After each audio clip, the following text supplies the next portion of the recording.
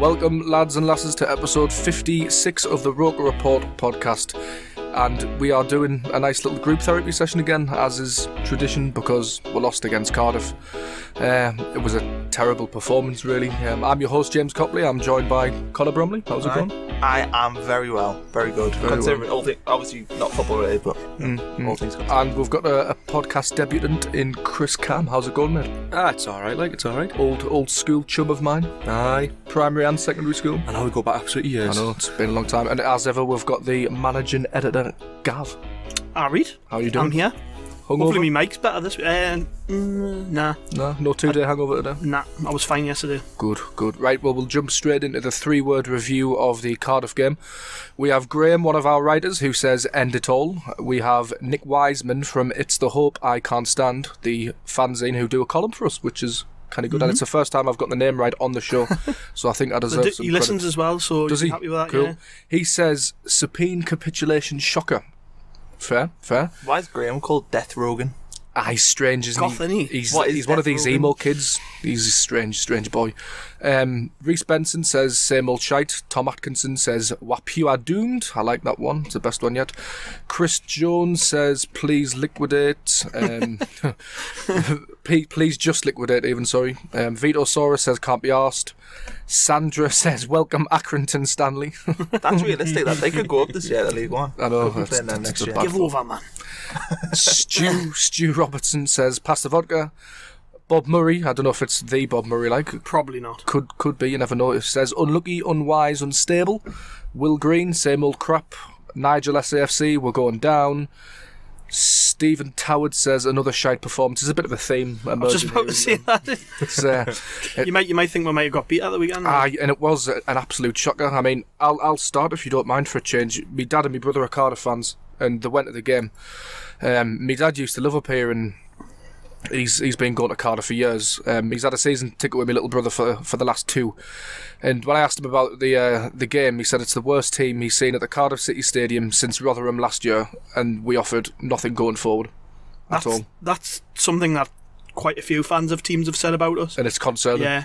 I recently especially. I remember Barnsley fans saying the same. That Barnsley game was bad. That was as bad as yesterday. But the thing is, with the game at the weekend, Cardiff were as bad as us for 45 minutes, and then we just done that thing we tend to do quite often these days, which is fall a bit straight after the half-time break. A 46-minute goal is just terrible. I mean, we'd been... was it 30 seconds in, something like that? We'd been bad in the first half, but as you say, you kind of... You're saying to them at half-time, right, you've been shite. That's a let-off. You go out now and you perform. We're lucky to be 0-0. You go out now and you prove your worth, and they just didn't. Right. I've put something on the site about this today, but it just seems that crap teams manage to swat us aside purely because we're small and weak. And that's kind of the gist of the performance on the weekend again. The first goal was like... Billy Jones got out-muscled far too easily, and then the keeper, gets nowhere near it, and it's the same type of goal every week. All a team has to have against Sunderland is a bit of pace out wide and a centre forward with a bit of strength and height, and the win. Alright, well, we offer no pace up front. Chris, did you think anybody came out of the game with any credit at all? No. Not one. There's a couple of players that I thought showed signs that they could go on and do something in the team. Honeyman a 6. Yeah, see... Honeyman's always a 6. You got a 4 this week. Who did the play ratings? Alex. Alex. He may well have got a 4 this week, but he's like the perennial 6 Honeyman. I sort of put Gooch in the same category of these players who put the graft in the work. They seem to get it. They get the idea of what some of the fans want, but then they just don't have any. They don't have enough quality. They had moments where you could see them trying to do something between the two of them, passing the ball, moving it around the box, and then one of them would just place it 2 yards behind the other and would break down again. And it was the same over and over and over. We just need somebody. Well, we need more than just one somebody. We need a couple of players at the back and in midfield who can grab hold of them and get a bit of quality in the passing and the movement again. Can we stay up though, Connor? To be honest, this weekend's the first time I've felt genuine fear. Me too. Like, yeah, I felt like even though we were down there and I know they were playing bad, but I just didn't believe they could go down because they're Sunderland and they shouldn't be in League One. But this weekend, we're 3 points off safety now. Well, yeah, it just proves though that we're not too big to go down. We're we're in this mess, and the only way out of it is probably just going to take a lot of luck. Look in the transfer market, look on the field, because at the minute we probably are in the three worst teams in the league. Certainly from what I've seen, watching 27 games played now, I've not seen many teams worse than us this year. But really, I can't even think of one off the top of my head. And we've got a massive injury crisis. You know, like the likes of Gibson, who has turned out to be on the couple of showings. On the couple of games he played when Coleman came in, he looked vital, and our luck, he's injured, he's going to be out for a long time. We're missing Watmore. We've sold James Vaughan. James Vaughan's gone. Lewis Grabban's gone back to Bournemouth. We're not looking like we're going to spend any money. We've got a youngster in at the back. He can't do it by himself. Is Bain going to be able to spend anything on Coleman's behalf? Is Shaw going to let him? I think they could get the situation where he sort of feels forced. I can't believe for 1 minute that Ellis Short and Martin Bain will not put up a fight to say go down to League One. I don't know if that means they'll necessarily put funds into it, but I can't imagine that he's going to willingly let an asset go down into League One without putting up any fight whatsoever. I can. I was just about to say, there's a theory behind this, that, you know, Ellis Short's as rich as he is, but whenever something happens with Sunderland AFC, it just goes on to the club's debt. When he sells the club, that debt stays with the club. It doesn't go with Ellis Short, so he's kind of happy to let that debt sit there. That's true, but he is owed a lot of money as well. Like, a lot of the money owed is money owed to him, so he stands to lose a lot of money, and he stands to lose more money with the team going down. I don't know if he will. I probably won't spend money, but like, I'm saying that I want him just to see it and just be like, please. I'm really starting to think he's not going to spend money, because look at his track record over the past 18 months. It's not looking likely, is it? If he was going to spend money, he would have spent money by now. Well, he's actively said he wants to sell the club, so why on earth would he invest any of his money from that point? Yeah, I think we're just kidding ourselves. That's as you say, to kind of like make ourselves feel better in these massive group therapy sessions we'll have weekly. He'll definitely spend some money, lads. I don't think he's going to. I think he'll spend. I swear he will. I don't think he's going to. Gav, how do you see it? I just don't.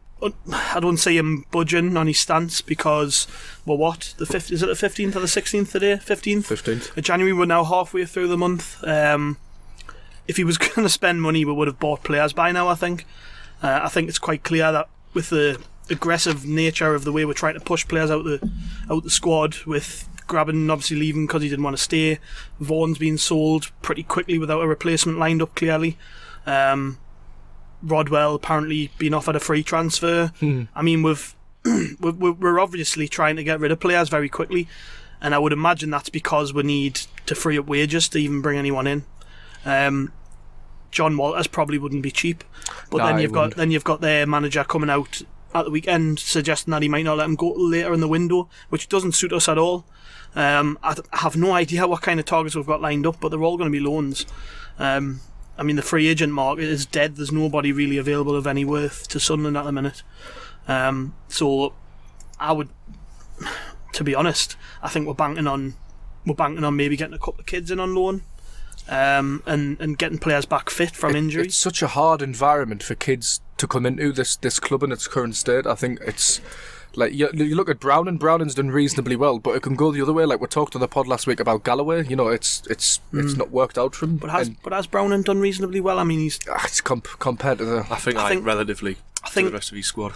I think we've. I mean, that defence gets a lot of pressure on it. You got to take it. I mean, I'm not saying he's not been one of the better performers. I think he has had good games. I just think he's kind of fell into the same trap the rest of them have, which is he's struggled when under pressure. This is the problem I've kind of got with the direction we seem to be going with recruiting loan players from top sides that are kids, is that have they got the mentality to deal with the pressure ball which is Sunderland at the minute? I don't think that's possible, to be honest. Clark Salter came pretty highly recommended. John Terry saying he's one of the more vocal youngsters he's came across. He very complimentary of him. But I mean, this is a different kettle of fish to anything these lads have ever really been involved with, I would imagine. And I mean, it makes the game at the weekend look all the more, intense and important, because I think if we can win at the weekend, it shows potential signings that, we aren't a lost cause. I'd love to know what's going on in Clark Salter's head. especially after that result of the weekend. And he got bullied off the ball for one of the goals. He probably, down in the dumps at the minute. Yeah. He's gone from being like outstanding in his class, one of the top players at youth level, and he's come up to a new city that he's never been to before. He's going to be surrounded by players he's never met, thrown straight into a bad environment, tough physical league, in the cold northeast of England. Yeah, in the bitter cold, where there's nothing to do for any kind of man or woman who earns more than £1,500 a week or something. Like, what do you do with money? What do you do with that sort of money in the northeast? Like, what is there to do? Just get pissed. Yeah, but you can't. Well, I don't know. Half the squad. I'd buy loads of Dixon's pies if it was me. That's true. That's true. I've got a question on Twitter from David GB, who asks, John O'Shea still getting a game even though he can't run, can't tackle, can't pass, can't organise the defence around him. Why? I think bluntly it's injuries, isn't it, at the moment? Yeah. Who else? I mean, who else we're going to play? They say injuries, but I mean, even if Kone was fit, I don't think you'd play him. I think O'Shea, when he's fit, plays every game regardless because of the situation we're in. That shows just how blinkered we've been, especially in the summer. Because I remember doing the podcast in the summer and saying, O'Shea will be brilliant as kind of a squad player. He can't play every game. Long championship season, tough physical league. We can't rely on him anymore. We need to move on. And here we are, relying on him again. Yeah, and then there's what's the alternative, really? Mark Wilson, who hasn't really keeps getting injured. Oh, he's a midfielder though.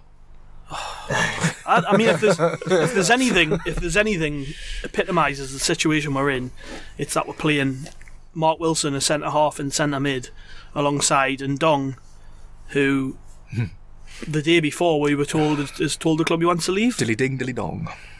What did we make of the? Sorry to take your job, James. What would we make of the red card? I thought it was a red card, but a lot of people, the club have appealed it. I've seen them given, but I think the club are right to appeal. I was at work when it happened, like in a pub full of Sunderland fans. Fitzgerald's, isn't it? Well, probably Fitzy's nice pub. None of them really whinged about it. I think that's just apathy, though, isn't it? That's just that adds what I'm thinking. To the misery. Is it a really bad tackle, or is it just a group of fans who just gone, whatever, another bad thing happening to Sunderland? Do you not reckon that the club have appealed it because they might fear it? If he gets a 3-match ban, who's going to want to take him? Aye. Maybe they're fearing that, and they haven't got anything to lose. I mean, he fails and he might still go, but they've got nothing to lose with making that appeal. He's probably played his last game for Sunderland, hasn't he? Well, that's that. John Ridley asked the question on Twitter: why did Ndong play yesterday? Doesn't want to be here, so why have him anywhere near the squad?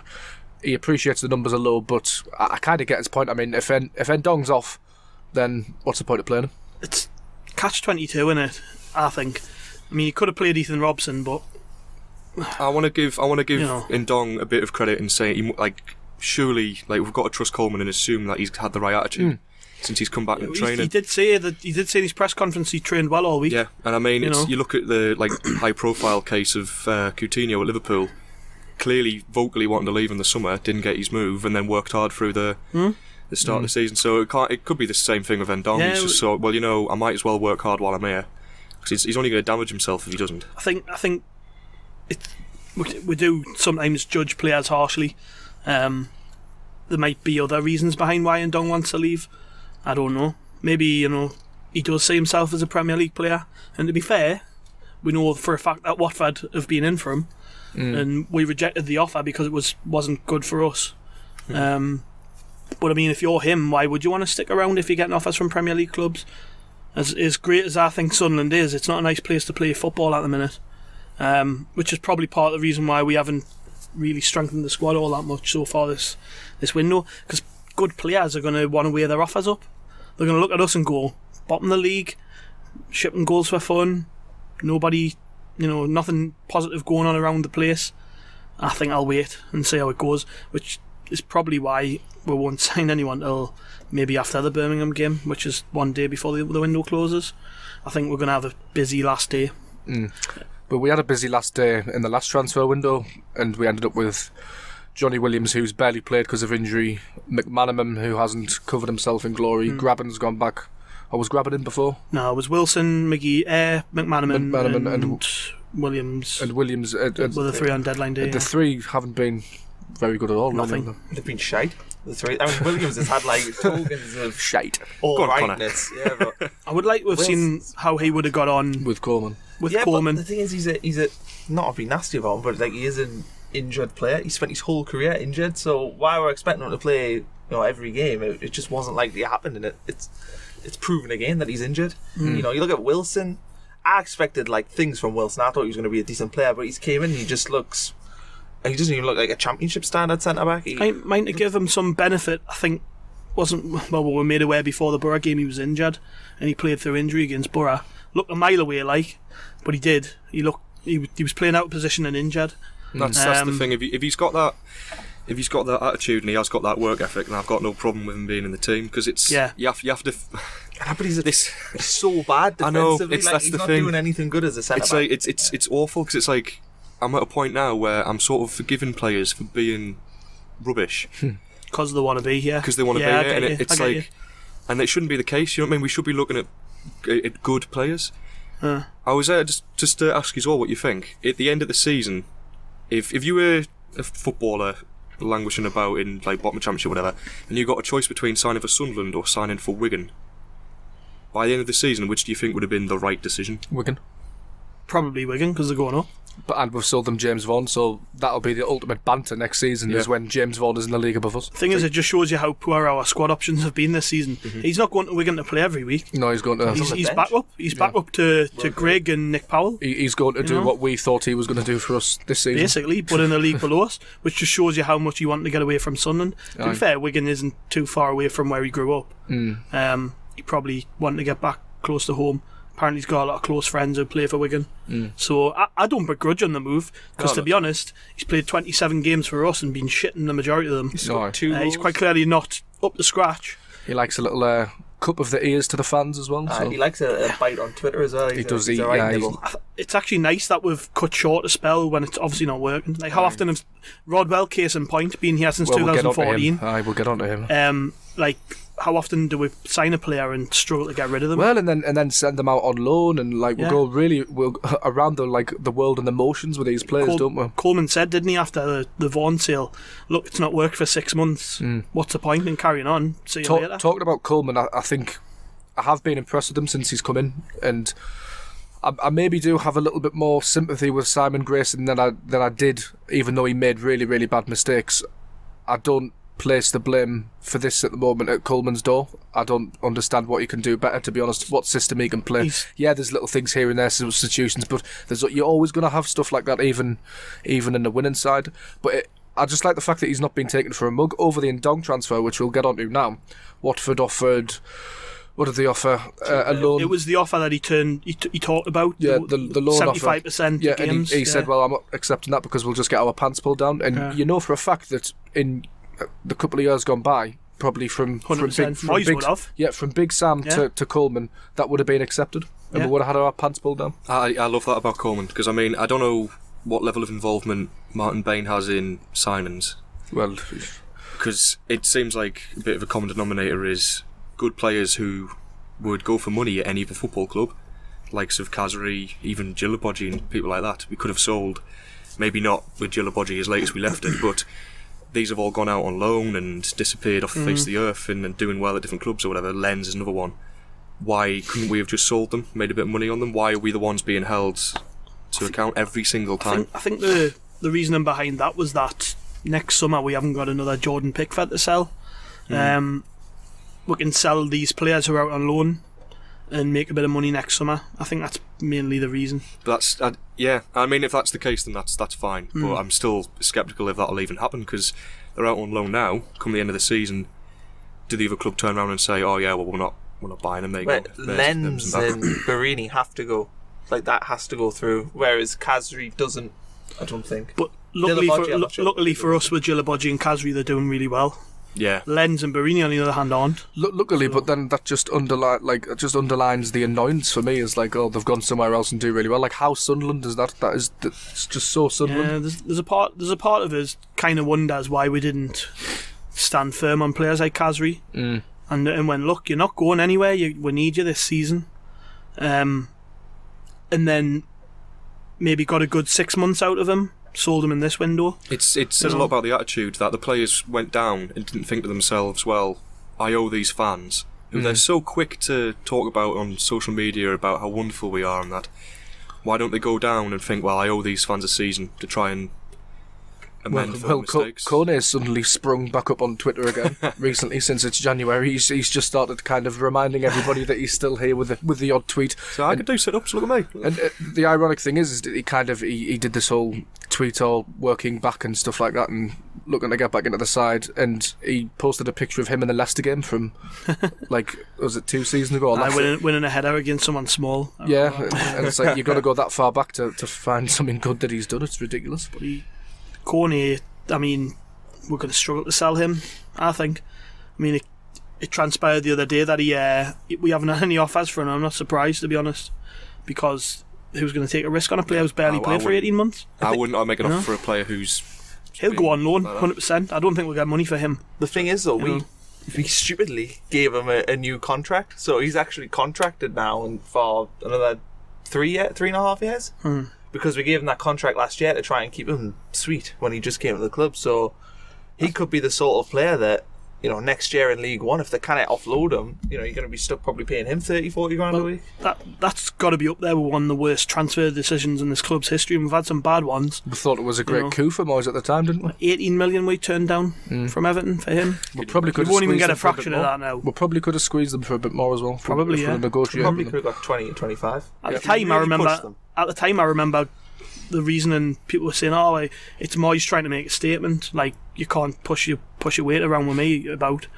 But I mean, he was gone in the summer and was stuck with Kone. I don't blame Moyes for that. I think at the time he had to show he had that bit of character. Hindsight's wonderful, obviously. Yeah, I mean, he would have got pelters if he'd have let him go, and at the time it was the right decision to keep him because we thought he was going to be the player that he was. I mean, that all looked rosy when Moyes came in. Everyone was delighted, wasn't it? Although the whole reason he was upset Kone was upset was because he was promised a contract and then Moyes didn't honour that promise until about 2 months later, didn't he? Until the day after the deadline, I think he gave him a new contract. So that was a bit bizarre. Thing is, though, if we did sell him for 20 million, Moyes would have invested the money badly. So I mean, we would have lost either way. Either way, we would have ended up with a crock. So yeah. But despite all this chaos, Coleman still says that he has no regrets over joining Sunderland and he's at an absolutely fabulous football club, and I'm struggling to even agree with him at the moment. Like, is this a fabulous football club? Well, like, just to go back to what I was talking about with me dad and me little brother. My little brother's 10, 11, and over the years we've always had a bit banter as he started to get into football, and I've always been able to throw them, but look how well supported Sunderland are, look how good our fans are. When we've got something to shout about, we get passionate, and just as he's coming of age and he can understand that, we're just so rubbish. So I just thank you, Sunderland, for making me look like an idiot to family, because I do. They're still getting more people than what Cardiff gets, so. Well, just about. I don't know, their ground was empty the weekend. Was it? It looked empty. It was. I bet you there must have been less than 20,000. Must be 15 to 20,000. Dad, if you're listening, he's called Richard, so Dick is appropriate. You Cardiff fans are shit. There we go. There's my rant over. I didn't quite say that. He might be big and hard. I'm not starting on him. I'll leave that to you. No, he's quite tall, bless him, but he's old now, so he'll be fine. All right. He'll be sat tight-fisted listening to this tomorrow because he's going to listen. So. Oh, is he? Yeah, I just needed to get that in there. Hello, Dick. Hello. Fantastic. What am I going to do? Shout outs. Right, we're going to go on to... Oh no, Connor, you want to do your stupid scratch card thing, don't you? It's not a stupid scratch card. Well, you're not getting any of it. Explain your scratch card concept to the listeners. Well, basically, right, because this week I was made to buy the snacks, which were Terry's Chocolate Orange. As you've probably seen on Twitter by now, sensations. Segsations. Because they're segments. Come on, James. Right, well, this segment's boring me, so will you hurry up? Yeah, so... I was going to let you scratch a little bit of the scratch card. No, just get on with it. So, if we win on the scratch card, it buys next week's snacks, or if it's $5,000, which is the top prize, because I'm an idiot and bought the low prize, then I'm going to maybe buy a car or something. I was going to say studio, nice new mics. Nah. We'll move Sean Brown up here. That would help. I mean, that's what he gets. You see, I've scratched. There's nothing even on the first row. Right, the tension. This is the kind of quality you just cannot buy. No, this is cutting edge podcasting. This really is. We're up there with the Totally Football League show and everything, and put some music in the background of this segment, maybe. Yeah. As well, you listen to the. You don't scratch cards very good, do you? You've got no technique. What do you mean technique? There is technique to a scratch card. I think there is, yeah. You keep running it off the end and folding 45 degree angle of the coin. I wouldn't have won. Or what? That's a tense moment. I don't think so. Oh dear me! Right, sack that idea. 3 to win. The news coming off the old internet today is that Jack Rodwell has been offered the opportunity to terminate his contract. Sorry, I'm just watching Is he still working? This just in. We've not won anything. We've won now. That was It took him a good half an hour to work that that was out. a Like. flawless Wait, 'cause introduction it's as got well. like 2 instructions. That was a flawless Rodwell introduction. Harry, and well you done, distracted James. everybody. Right, you're a really good podcast Thank host. you. Well done. It's nice to get some praise once. Anyway, Rodwell, discuss. We've offered him the chance to get out. He's still got how much? Someone worked it out. He's still got 5 million left on his contract. 5.4 million-ish. 5.4 bad, million. that, you know. I worked it out earlier today. I wonder if he might get bonuses for not playing and things like that. For not playing. No, you get unused, like, Unused substitute. Yeah, you never know. And do you know that Rodwell contract is a joke, so there will be something like that in there. Oh, definitely. Well, there was a. It came out this morning. The papers all, or the local papers all, released the information at the same time. So I'm guessing they were fed it. I'm guessing because his agent was made this offer 2 weeks ago, the club will want to leak the information out, try and put pressure on them to make a decision, which isn't a bad move, to be honest. I think the more people talking about this, the more likely it's going to happen. But let's be honest, why would Jack Rodwell walk away from all that money? That just doesn't make sense to do it. It's probably going to be his last kind of big financial contract. Set aside your feelings on him as a player, as a person. Who in their right mind turns that money away? I mean, it's not as though he doesn't seem like the type of character who wants to play football on a regular basis. I mean, I think the last 4 or 5 years of his career probably shows he's fell out of love with the game a little bit. Has nothing really left to prove after hitting the heights so early in his career. So why on earth would he turn that money away? I don't see a logical ending to this. I think if anything, we might give him a smaller payoff than he might be entitled to. Because apparently he has turned around and said he wants to leave, which is fair enough. But I've got reservations about whether this will even happen. I'd be tempted to see he's got over 5 million left on his contract, bonuses and stuff like that included. I'd be tempted to just offer him a sum, maybe like $1 million, and see if he bites it.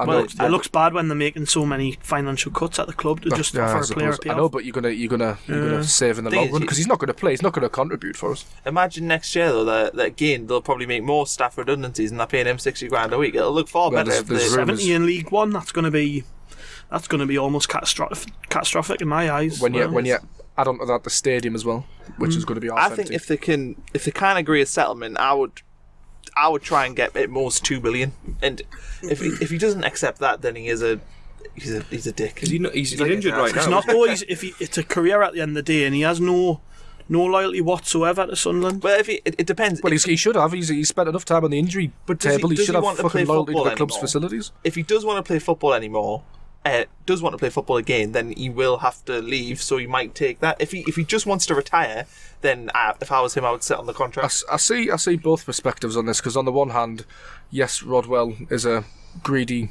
shithouse with no integrity, but on the other hand, he does have his long-term career to think about. But you think he'd have made enough money by now. If you have to do something on the outside. Honestly, I think they don't think like that. Nah, he's got a short career. Can you imagine if someone turned around to you and went, by the way, you can carry on the way you are now for 18 months and you'll be £5.5 million richer, or you can walk away and you can go and get a worse contract at another club and probably expectancy to play will be more. He's on a cushy number here, isn't he? Of course he is, and he's never ever going to walk away from that. I mean, when the Sky Sports tweet earlier today that was fairly misleading, said that we'd agreed to give him a free transfer. I was like, well, that was quick. Then it transpired that they kind of jumped the gun. Well, basically, they've agreed that they both want him to leave. Yeah. So that's all that's agreed. And Sky Sports did mislead, because I was texting my mum, I was like, oh, get in, Rodwell's gone. And it wasn't even true. But, I mean, it's not going to be that quick. I think when you're talking about a 7-figure sum as high as that, he's not just going to walk away from it. We're going to have to find a middle ground, unfortunately, and it'll be paying him something. I don't know how he sleeps at night, given the redundancies at the club last year. He doesn't care, man. And I know, but I'm not asked if he doesn't care. It's bad that he doesn't care. It's just this whole stupid millennial generation. I know, but it depends how you look at it, because he'll just be looking at it, well, I'm just taking money off a billionaire, which is exactly what he's doing. So that's he's an idiot if he thinks that, because he's not. He's taking it off. It's not a good collective mentality to have. Ultimately, I just think this is a business where there's a lot of money floating around. whether Sunderland's owner wants to spend money or not is not Jack Rodwell's problem. At the end of the day, this club committed to a contract for a long length of time, which he's entitled to sit out if he wants to. He is in a business sense, but half of football isn't about a business. I mean, obviously it's all money-led these days, but you still have a commitment to fans and a conscience at the end of the day.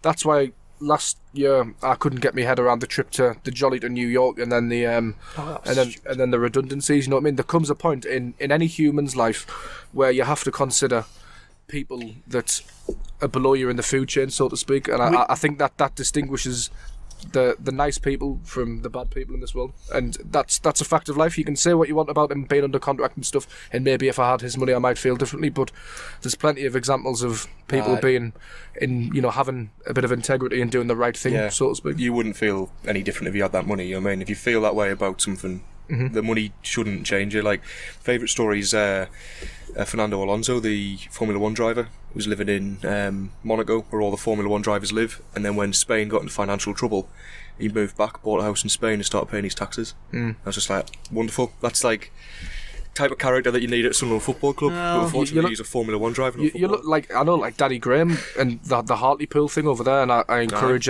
anybody to try and support that. And there's a GoFundMe type thing. Hartlepool are in big trouble, kind of an indicative of like Northeast football. But Danny Graham's donated a bit of money out of his own pocket. What startled me is with that is, you know, it comes down to the fans having to pay, but yeah, we pay. Essentially, we end up paying because you pay for Sky and you pay for your season tickets, and like none of the players really are stepping up to do anything in the Northeast. Well, precisely. Like Steve Gibson, I don't want to call it Steve Gibson too much. He's a great bloke, but they got helped out by Hartlepool so much in the 80s when they were going under. So, you know, why not return the favour? Yeah. I don't know. Well, it is a sad state of affairs, and Rodwell's kind of, he's just... He could sort Hartlepool out in a month. If ever a player was kind of representative of Sunderland's recent history, it's Rodwell, isn't it? Everything from the lack of an infrastructure at the club to the transfers to the scouting, he's just... Injuries, yeah. Anyway, well, on that Jack Rodwell bombshell, we'll take a quick break. Hello and welcome back to part 2 of the Roker Rapport Podcast. I'm going to throw you over to our own Connor Bromley, who's been doing some statistical research. He thinks he's Blythe's answer to Opta, so here we go. I wouldn't go that far. Bit of Wikipedia and whoscored.com, that's really it. That's good enough, it's good enough. Nah, I was just doing some, like, a little bit of research today, and I was looking at times we've been beaten by 3 or more goals. So since, just to lighten the mood. Since 08-09, right, and it's mind-boggling. If you work it out, we lose by 3 or more goals in 10% of our games. So 1 in 10 we're losing by 3 or more. It's ridiculous. And you look at some of them, like last year, we got tonked 3-0 off Everton, 4-1 off Arsenal, 3-0 at Swansea, 4-1 off Burnley, 4-0 at Southampton, 3-0 Chelsea, 5-1 at 3-0 Man United, 5-1 at Chelsea, and then this year 3-0 at Barnsley, 5-2 at Ipswich, 3-0 at Sheffield United, 4-0 at Cardiff. You've got like the 8-0 we lost at Southampton, the 6-2. And I suppose when I was looking at it, I was kind of looking for a way of looking at it and going, wow, our fans are really good for still like sticking by. Because if you look at it, there can be no team that is as bad. I was just about to chip in and say, can you imagine the amount of money fans have spent going to each of those games? Oh. Well, crazy, for you, Gav, I worked out how many people have been going to games. So, since 13-14, 4.3 million people have been to Sunderland home games. We've won 24 home games since then, which means that we only win 1 home game per just under 200,000 people. Jesus. Which is, again, just mind-boggling. I mean, I did transfers as well, so this is since 12-13. Been busy, hasn't he? I have. It took us about 2 hours doing this. So, we've spent roughly 146 million. Like, you can't really do it because they're putting disclosed fees. Aye. And I worked out it's 3.25 million per victory we've paid for players over the times. And that's not including wages.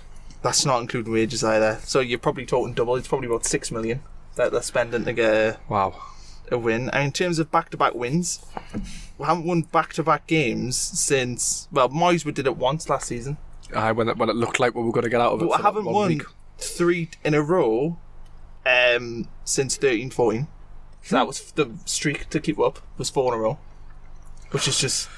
And then Connor Wickham revival. That was the Connor Wickham revival. The Great Escape, Gus Poyet. We've only had one manager since Roy Keane that's won more than a third of their games. That's Martin O'Neill. All the other managers pretty much come under 30%. See, Jimmy Lawson, if he's listening, gives Martin O'Neill pelters, but according to Connor, statistically, then he's well, he's I don't know statistically. I mean, Martin O'Neill spent some money, like, and the football was dire. Yeah. I did get, the 5 million. He had a decent team, Martin O'Neill. He did sign Danny Graham, didn't he? 5 million January. Oh dear. He has a stat to throw at you. Someone submitted a letter to the site today. It might not even be up by the time some people are listening to this, but if we pay up, or Rodwell sees out his contract and doesn't play for us again, he'll have made 76 appearances for us, which works out at £236,842.10 per game. Wow. Is that on just the transfer fee? Or the wages? Wages as well, I would imagine. He will have made 76 appearances, which works out. Oh, yeah. That is ridiculous. Yeah. Can we work out how much we've paid him individually per win then? I was going to say, if you look at, though, in terms of wins, so 14-15, we only won 7 games. I don't know how we stayed up winning just 7 games. We drew a lot that season. We did draw a lot. I think we drew. Was that Poye? Yeah. Yeah, we drew something like 18 games, didn't we? Ridiculous. Then we won 9 the year after, which was the Allardyce year. 6 last season, we've got 4 this year. So we've won 26 games in 3.5 seasons, and we lost 26 games last year. Like, that's ridiculous. Like, that is really, I don't know, that's kind of summed it up. It came to a nice number of 26, and it just makes you wonder, like, how the club sort of, how it's got in this position. Well, you can sort of see that it's just, it must literally just be engulfed by this, I don't know, cloud of just negativity and, I don't know, dour, bogged down, just, I don't know, people who work at the club must be sick every day they go in.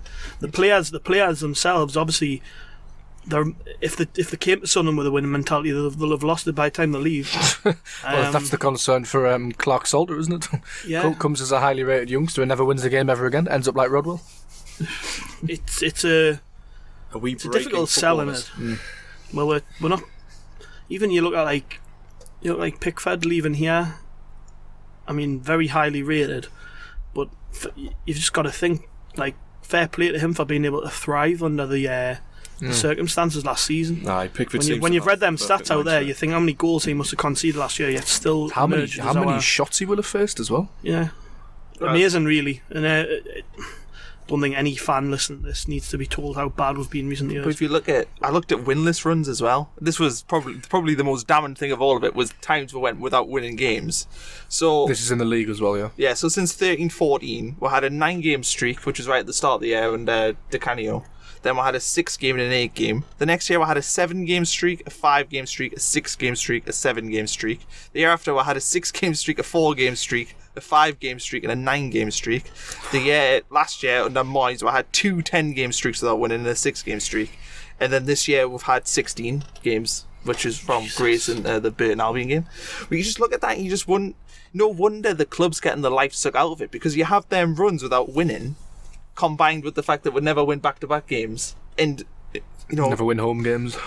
The mentality must be from all the people that's been there, the Lee Cattermolls, the John O'Sheas, even the younger players. You see it there, like, they're just kind of expecting to not win. That's what they only know losing. Yeah. Lee Cattermole, what's his win percentage at Sunderland? Like, he must only win about 1 in 6 games. He must be on like a 0.7 points a game ratio or something. Yeah, like that. I mean, I know it's kind of like a bit off the point almost, like, compared to today, but I just think all that history going on since really Martin O'Neill left, and it's just been absolutely dire ever since. The fact that we managed to scrape in the Premier League, I think, was almost hurting me. It's hurt me long term, because that losing mentality is just in the club. That's a good point, actually. It's with the fans as well. Maybe we could have done with being relegated a couple of years ago. The year we probably should have went down was the Great Escape year under Poye, and if they went down then, I think they could have built it back up with Poye in charge, and it probably would have turned Seems out daft right. to suggest it, didn't it, that we should have been relegated. Yeah, but I mean, it might have even done the fans a bit of good, as you say. I mean, you look at like the likes of Burnley that went down under Dyche, and the fans have a great time coming back up, and then they come back stronger. We did it with Reed in the Reed years.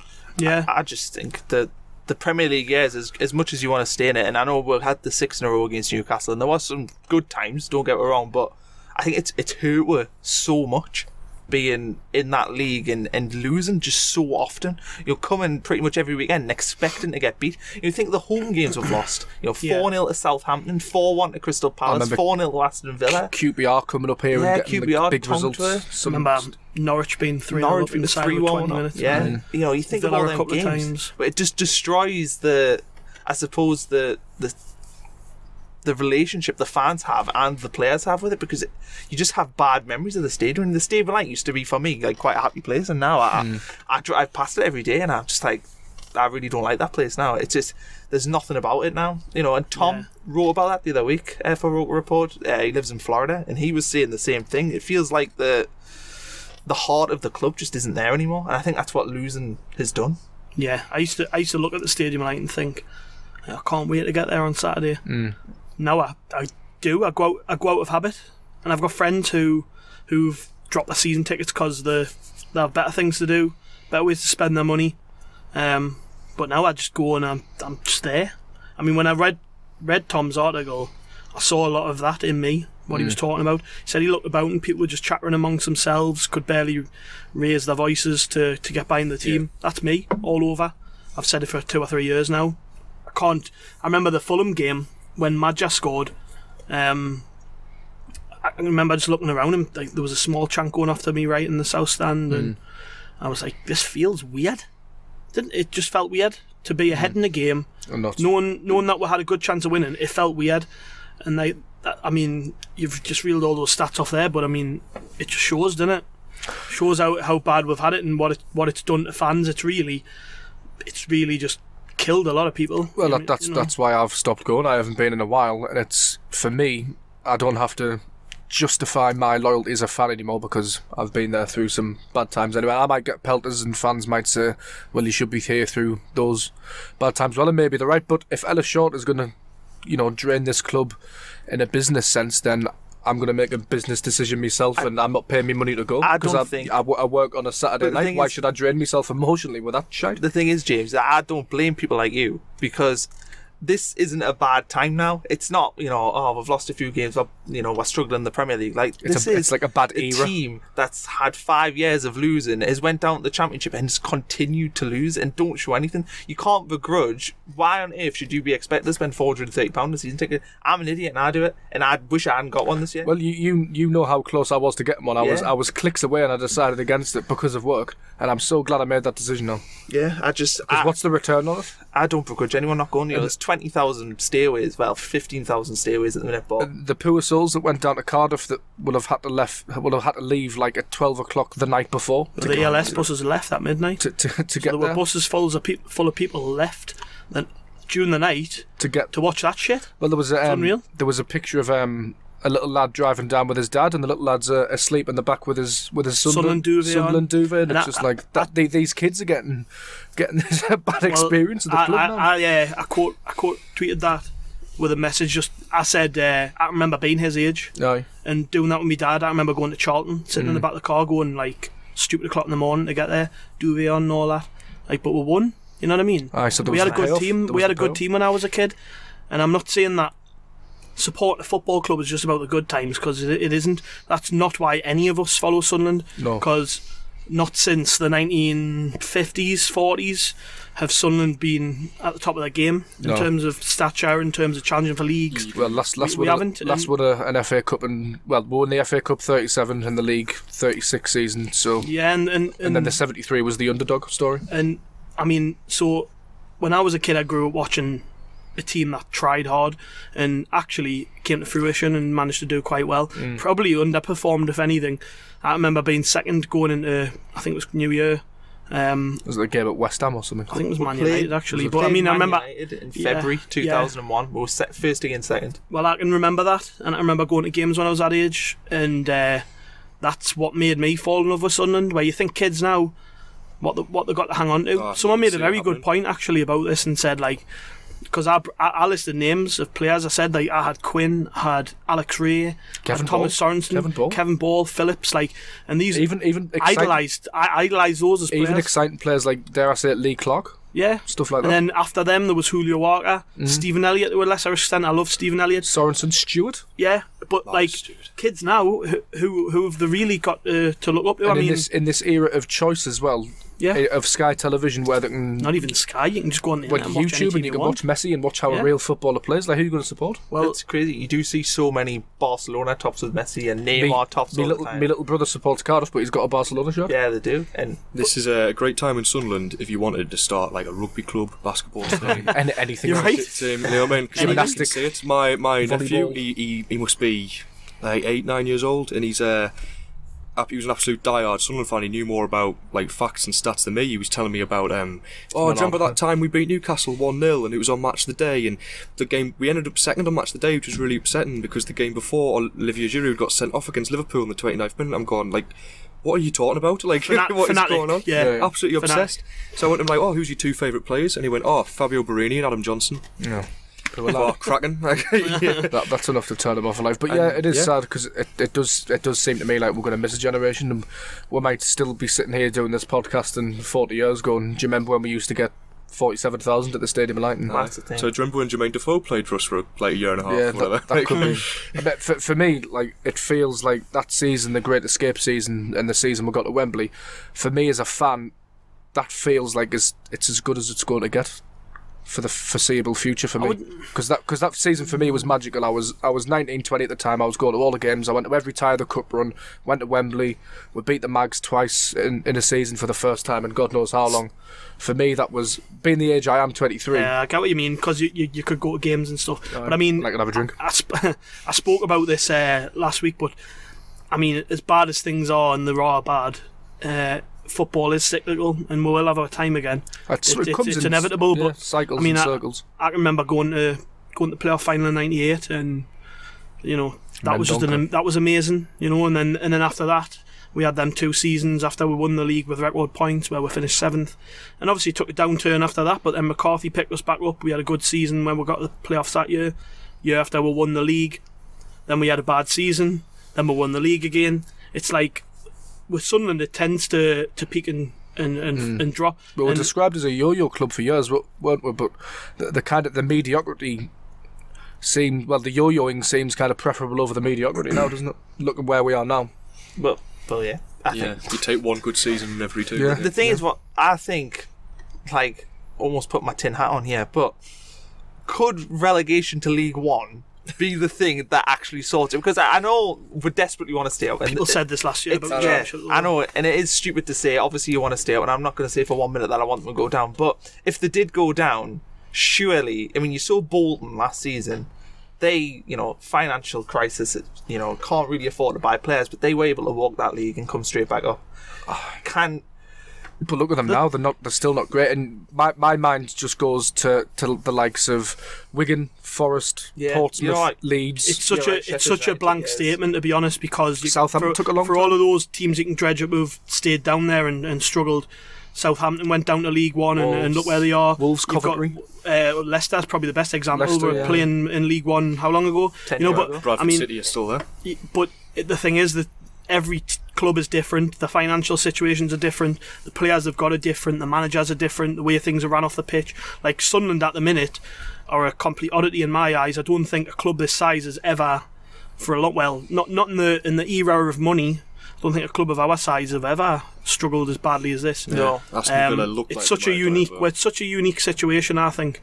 I mean, we can't compare what may happen or what may not happen to Sunderland. We can't compare it to any other club because I just don't think it's ever happened before. And I think relegation to League One would be the final nail in the coffin. I think we'd struggle to sell the club. I don't think there would be any money even if it went down, because why would there be? I think that you look at the squad now, you would have to pretty much get rid of nearly every player, bar the kids, and then find players capable of bouncing us straight back. I mean, I think relegation could be catastrophic, and I saw a stat the other day. I think it was the only team or the last team to finish bottom of the top division and then bottom of the second division consecutively was Wolves in 87. No, they went. I mean, didn't they go all the way down to the 4th in the end? I'm sure it was finishing bottom 2 seasons on the bounce in the leagues that we're in. This is unheralded nearly. We can't afford relegation as a club. No. It'll cripple us. Can you imagine if you're paying Jack Rodwell 70 grand a week in League One? No, I know. It's I agree. unfathomable, I really. honestly don't want them to go down, but I was kind of playing more devil's advocate. I get you, yeah. I get You think, if they did go down, is that a chance for really having a totally clean slate? It's a fairy tale story, isn't it? It's like you look at, Leicester did it and so that. But I mean, like I say, we're a total. And there's no way of predicting it, and you couldn't say for definite whether going down would be a good thing. And or not. we appear to be like more of a basket case than the rest of them put together, so it's hard. Just to quickly gloss over a couple of rumours, we have been linked with Tom Bradshaw today, on account of him being available in Welsh, which seems to be the Championship, which seems to be the. I'll just run through him quickly. Was it James? Is it James Henchard or was it James Henchard did a bit of a fact file on RokerReport.com. Check that out. He was born in Shrewsbury. He's 25. He began his career with Aberystwyth Town before signing for his hometown club in 2009. 5 years at Shrewsbury, 17 goals in 89 appearances. Went to Walsall 2014. Had a 1 in 2 goal ratio. 1 in 2 matches ratio, but easy for me to say. Scores every other game. Aye, that's the one. Was signed by Paul Heckenbottom for Barnsley in the summer of 2016. Has a reasonable record, kind of 15 times in 16 4 championship appearances. Less than 1 in 4. He's basically James Vaughan. He's 5'8". He plays for a poor team and doesn't score goals. Bit younger. I mean, I'm not really that enamoured with the link, and it's probably a bit lazy journalism again. Watch him sign tomorrow, but he's not even Welsh. He's from Shrewsbury. But the fee that I saw was 700,000. Yeah, but Copley's Welsh apparently, and he's from Sunderland. we've been through this loads of times. I don't need to explain. My dad's Welsh, my nan's Welsh. They all live in Cardiff. I've lived in Wales. Anyway, I lived in Wales for 3 years. You come from fucking Blythe, mate. Bite. I know. I'll just clear this up. You come from. There's a reason you've got fish hooks next to your name on my phone. You come from the end of the earth in Blythe. Like, what is in Blythe? It's a terrible place. But a football team that's winning games. Well, yeah, but they're still rubbish, and you're still a bunch of Geordies, so you can't have everything, can you? I reckon Blythe would probably beat us. Yeah, probably. Anyway, back to Tom Bradshaw. It's a no from me. Like, I am not enamoured, like you say. I don't think there's anything in particular. Well, the only plus side to signing Tom Bradshaw would be that he's a striker and we need 2 of those. But the article I think quoted a fee of 700 grand. There's no way we're pulling that out of our arse. So I don't think can't see it happening. I don't think he's what we need either, to be honest. We don't need a 5'8" striker. No, we've just got rid of one, haven't we? To be fair, he's 5'10", I think. I don't mind Bradshaw. I remember when I used to see him at Walsall when Tom Bradshaw expert. I'm not an expert. Not my he's a Blythe Spartans expert more than he is at Sunderland AFC expert. Oh, bloody hell, you say one thing and he's just chiming away, biting. Just trying to wind you up. So that voice gets on my nerves. Bradshaw. Yeah, when I used to watch it, when Dean Smith was there at Walsall, he ended up going to Brentford in the end, and Bradshaw's kind of been off the boil since, but I used to kind of look at him as a all-round sort of striker. Aye, how many times have you seen him play? I used to watch. I just said I used to watch him on the Football League show. Oh, okay. So just when Walsall were little, good, just a year ago. 2-minute clips here and there. Or? Sometimes they were the main game. I was occasionally they were good then. Seen him like 4 or 5 minutes. Probably. It's more than you've seen him. Oh, okay. I saw him live. Thanks for that, Tom Bradshaw. So James Henchard's final verdict after he spoke to I think it was a journalist in Barnes, actually. Great work rate, physically strong, good at holding the ball up and laying it off, still improving at championship level. His weaknesses, not the best in the air, lacking a clinical edge, won't score week in, week out. I mean, we need goals, don't we? That's quite a fancy graphic, that. I would encourage you all to check it out on RokerReport.com. He's done quite a few of these, actually. This is our way of trying to talk about transfers, but in a different way. Yes. So people don't understand how we do things at Roker Report. We try to give you a little bit of a different slant on what you might normally read in a paper. And we know nothing about Tom Bradshaw, so it makes sense to speak to rather than pretend we do, we speak to people who do know about them. Yeah. So why are we asking me? Well, you dubbed yourself the Tom Bradshaw expert. It's going to be on his Twitter bio later. Tom Bradshaw expert. He'll tweet him. He'll have one of these fake Twitter accounts. You got the ones for Sunderland, like the Didier Ndong and SCFC Dolphins Bradshaw. And stuff like that. Simply Bradshaw. Simply Bradshaw. I'll make it happen. Anyway, we'll move on swiftly to the whole game at home. I think that's the best way of putting it. I'll go around the table for kind of a score prediction, starting with Mr. Cam. 2-0 Hull, David Mailer and Amin Mohamed scored. He's not there anymore. He still score It's though. a Villa, man. Oh, he'll still score. He'll score somehow. He'll come over. It's just a one-game header. It shows how totally detached I am. I don't even know Ahmed Mohamed went to Villa. I used to like Al Mohamed, mate. I used to think he was decent. We used to call it Elmo time because Martin O'Neill would bring him on without fail for the last 5 minutes of every game. You used to win so many headers. I used to get so much. Aye, but then do you remember when everyone worked it out and Bruce still had Mignolay pinging the ball to his head? Aye. That was. I remember him dreadful being football called and all. the Egyptian David Beckham before. The Egyptian Beckham, 2.5 mil at Sunderland. Hey, to be fair to him, he's had a pretty decent career in England. Like I didn't think he'd go on to play Premier League football again. He did. No, I did. Yeah. I saw a little graphic on the back of Mohamed Salah's success about who's the greatest Egyptian player of all time, and he wasn't up there, and I was a little bit offended by that. Right, Bromster, what's your whole prediction? Pin, as Mr. T once said in the Rocket I'm going to say 0-0. 0-0. You going for a 0-0? I'm going for a 0-0. You're brave. Gav? 1-0 Hull. I think it'll be a penalty by Seb Larson. I'm going to Nailed go. on to happen. Why didn't I say so? Or a free kick. Larson will score like it's nailed on. How many will be times a this free season kick. have shit former players scored against Sunderland? It's bound to happen. Hull are struggling at the minute, though, really bad. I'm going to go. They're better than us. I'm going to Obviously. go 4-1 Hull. Oh, how it? David Myler hat-trick. Seb Larson with the other one. By the way, can we start checking up on these predictions? Because we should really should. I can't remember what I said last time. I said 1-0 Cardiff. I said 0-0 Cardiff, didn't I? Yeah. Well, I don't think it 0-0 matters, Cardiff. really. Sorry, 0-0. Yeah. Cardiff win 0-0. Spiritual victory for Cardiff. Possession trophy winners. Aye. I don't Right. think it matters about my prediction because I mean it's impossible. It's not going to happen, is it? Al Mohamed scoring. No, that that's will true. Probably be more likely than will be Sunderland true. winning. Aye. I'll change mine to Larson. I'll have Mailer and Larson 2-0. I think we're going to get better. I think confidence is that low unless we sign some players. I don't see it happening. Is Fraser Campbell fit? He might score. I think he is No fit at idea. the minute. I think he scored the other week, so he might be. To be fair, when they get Abel Hernandez back, they'll be decent. I've never really rated Abel Hernandez, to be honest. But like I said earlier, innit, like we just lack physicality and pace. Aye. Although Hull are crap, they do have a bit of pace on the side and they do have a bit of physicality. So It's weird with them though because the Leon Slutsky kind of experiment went a bit wrong, didn't he? And he was a manager who really did his due diligence, took the time to learn English, and seemed to be he was preparing for up it. for the fight, wasn't he?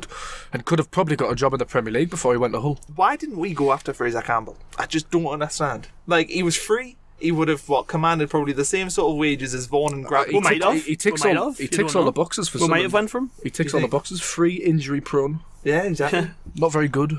I think the fact he ended up at Hull probably means he was caught about to nearly every team in the Championship. We probably were off at him. Yeah. Probably said no. Aye. Right, that's the end of that group therapy session again. Thanks for joining us, Chris, Connor, Gav. No Just bother. a reminder that we're on Twitter at Roker Rapport. We're on Instagram. Say this every week. Haven't posted anything ever. Nope. No, we will. It's going to though. become a little thing, isn't it? Like, But Why don't no- we post the podcast photo on Instagram? We should. Every week, See, there you it's go. the same Gav. thing. Well, we delete did. the app, bro. We did reach out to our following to send your applications in to become the Gram guy. Do we have any Or- applications? No, I don't None. think we did. But if anyone listening to this wants to become the Roker Report, It could be a good. Instagrammer, get in touch, Twitter. To be fair, I offered to run it ages ago and Yeah, then you well- pied me off for James. And now, but you're from Blythe. You don't know. You haven't discovered fire. Never mind Instagram. That's In hot. case you forget to mention it. Well, no one Thursday. arsonist. Thursday. Yeah, Yes, we've of got a whole course. guest on. The Roker Report Extra. Yeah. Graham. So make sure you tune in for that. Graham, who is named what's his Death Rogan. Death Rogan We'll on have to ask Twitter. him about that because that's just a weird Your name. friendly neighbourhood emo bringing the Roker Report Extra to you. And what else are we on? Oh, visit the site, of course, because there's a lot of great content by a lot of lads fans. What more do you need? Yes. RokerReport.com. Champion, thanks for listening. See ya.